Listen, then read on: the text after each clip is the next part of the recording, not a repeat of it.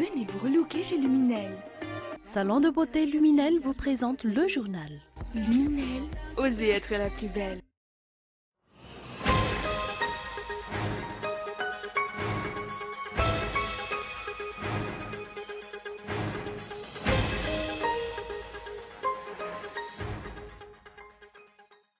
Les membres du DFP ou Dinkawan Fanavutapirenen attirent l'attention des dirigeants face à la visite prochaine d'une importante délégation turque conduite par le président Erdogan.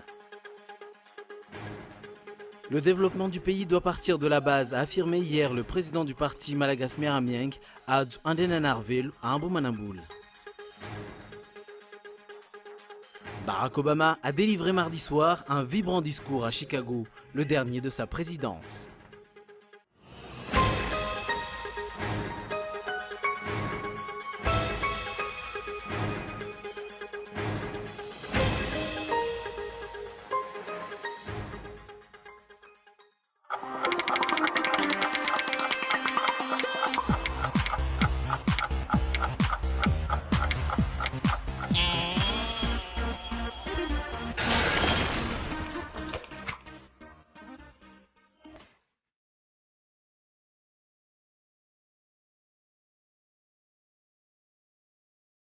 Venez vous relooker chez Luminel.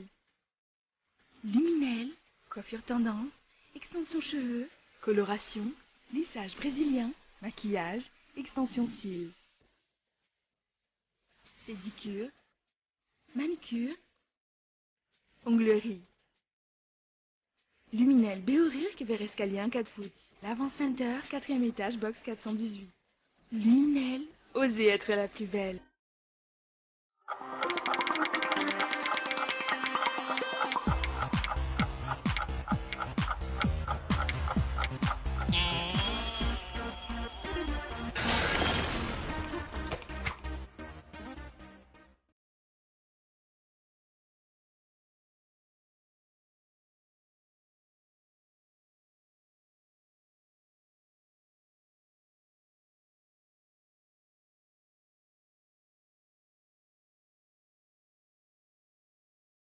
Bonsoir, merci d'avoir choisi Cool TV pour vous informer.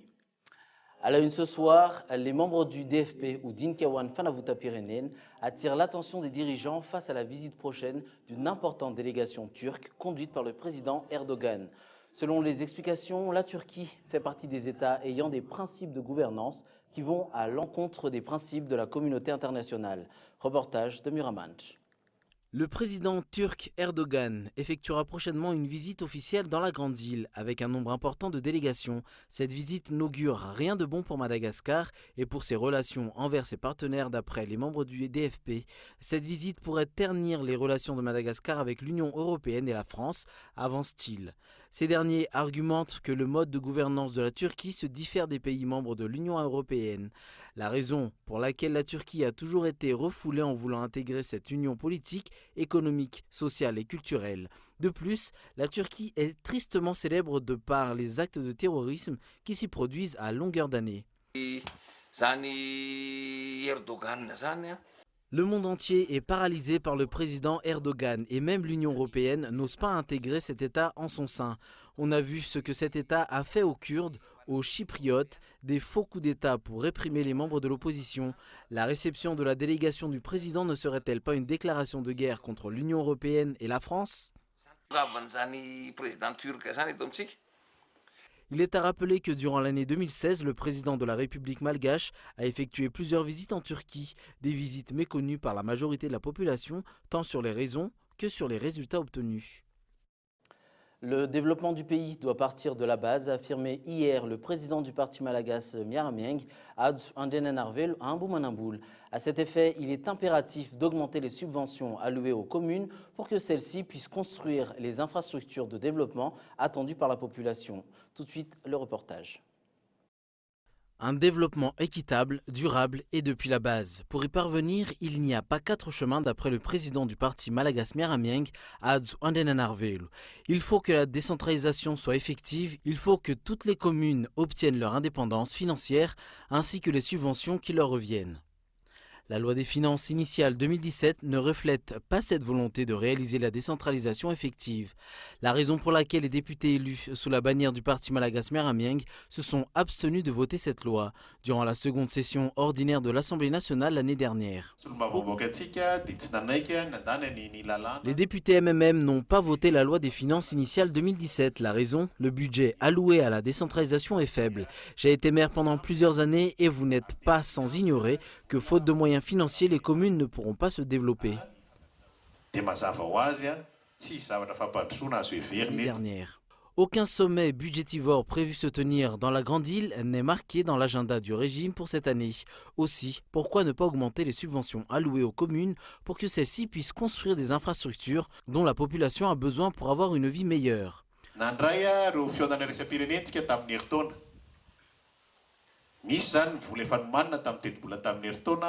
Le pays a accueilli divers sommets l'année dernière. Pour cette année, aucun sommet n'est prévu se tenir ici. Nous demandons à ce que le même budget alloué pour la préparation de ces sommets soit octroyé aux communes. Nous exigeons même à ce que les subventions soient augmentées. Certains individus affirment que vous n'avez rien fait pendant que vous étiez au pouvoir. Je tiens à rappeler que nous avons osé augmenter les subventions des communes de 9 millions d'ariars à 12 millions d'ariars parce que le développement doit partir de la base.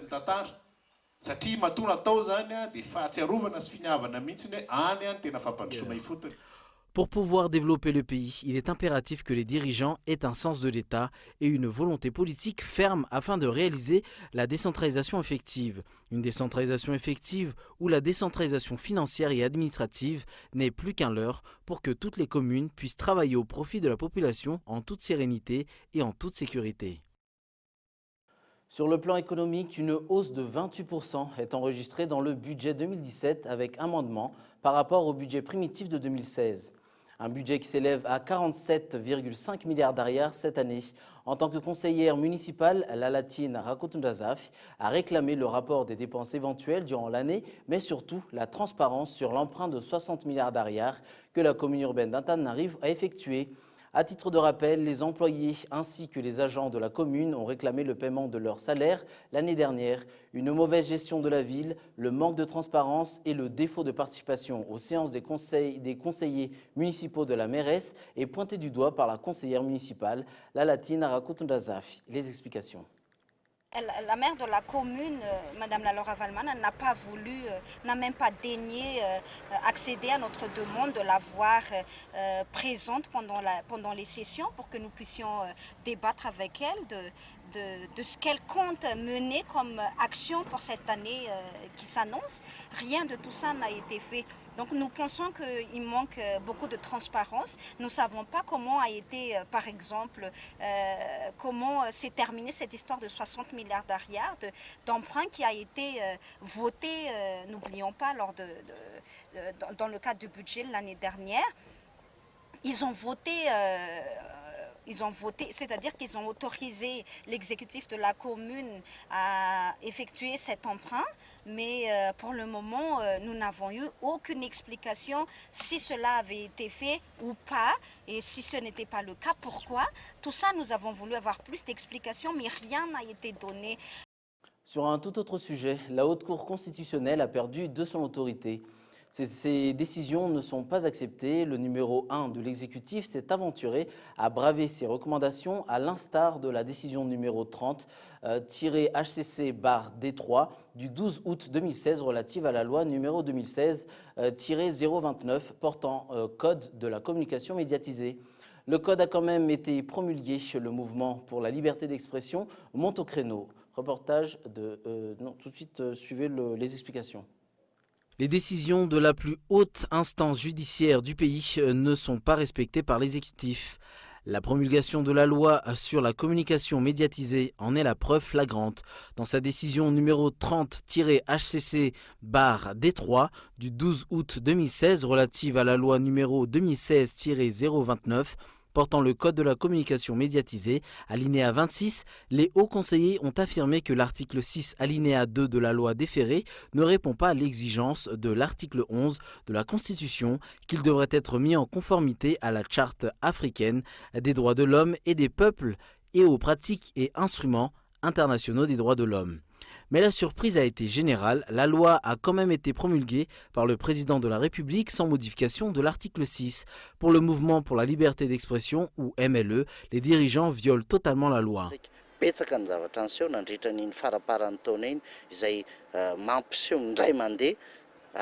Beaucoup d'événements se sont produits durant la fin de l'année 2016. À titre d'exemple, il y avait eu plusieurs arrestations de personnalités qui ont osé communiquer la bavure faite par les dirigeants. Nous réitérons que ce genre d'attitude s'oppose aux prescrits constitutionnels.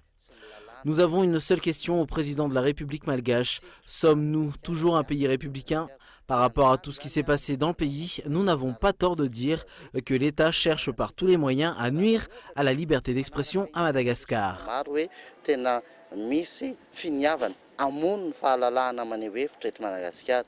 Le mouvement pour la liberté d'expression a observé une trêve durant les fêtes de fin d'année, mais le mouvement reprendra et ne s'arrêtera pas tant que les négociations ne soient pas ouvertes pour une modification de ce code de la communication médiatisée liberticide. Les habitants de Soumaman menacent à nouveau de manifester dans la rue en ce début d'année.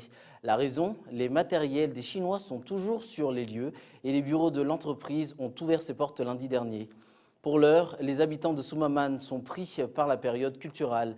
Les manifestations reprendront des plus belles à la fin de cette période jusqu'au départ définitif de l'entreprise aurifère chinoise. Les explications. Les tentes des Chinois sont toujours sur les lieux, nous pensons donc qu'ils vont revenir. Nous sommes en pleine période culturelle actuellement, on ne peut donc pas agir pour le moment, mais à la fin de cette période, nous allons continuer les manifestations. Sur le plan international, Barack Obama a délivré mardi soir un vibrant discours à Chicago, le dernier de sa présidence. Le chef de l'État américain, parfois très ému, a vanté le bilan de ses 2 mandats et prononcé un long plaidoyer pour la démocratie. Reportage de France 24. Une longue ovation avant son dernier discours en tant que président des États-Unis.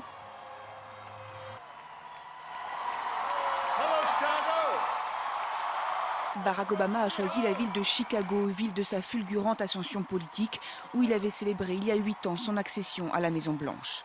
40 minutes durant lesquelles le premier président noir des États-Unis a entendu délivrer une nouvelle fois un message d'espoir.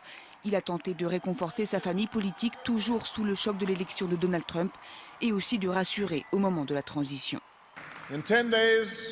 Dans 10 jours, le monde va assister à un emblème de notre démocratie. Non. La passation de pouvoir pacifique d'un président librement élu à l'autre.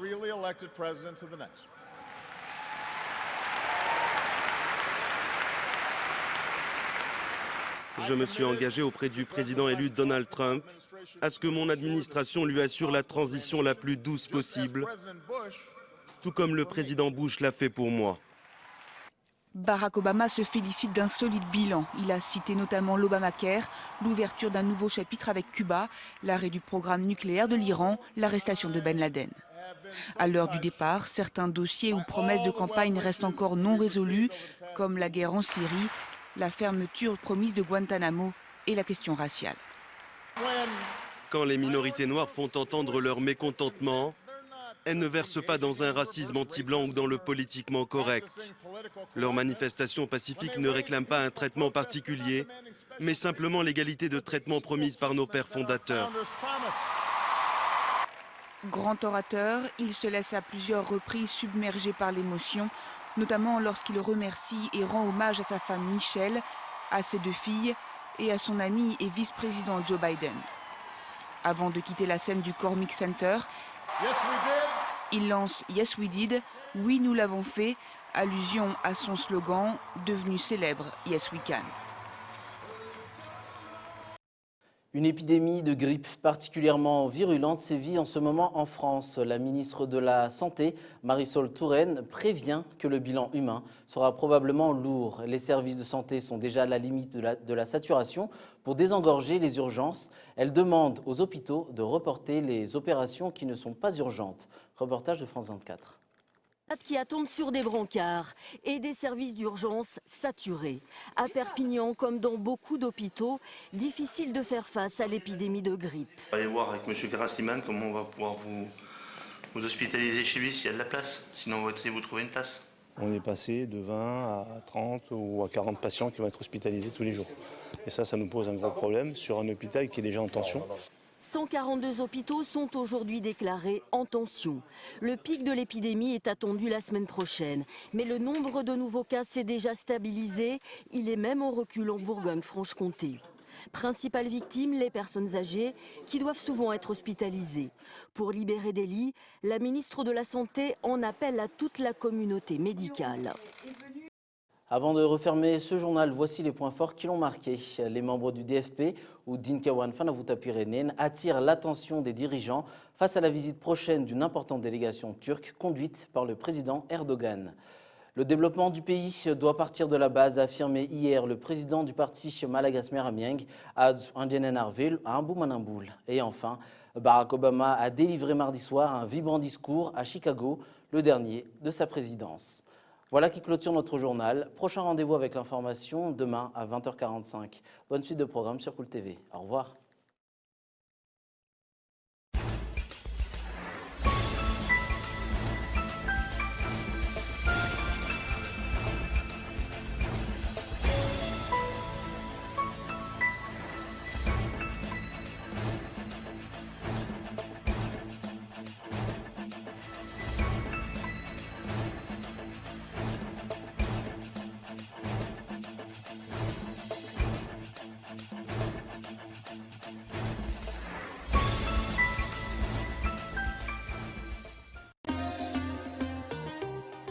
Venez vous relooker chez Luminel. Le journal vous a été présenté par Salon de beauté Luminel. Luminel, osez être la plus belle.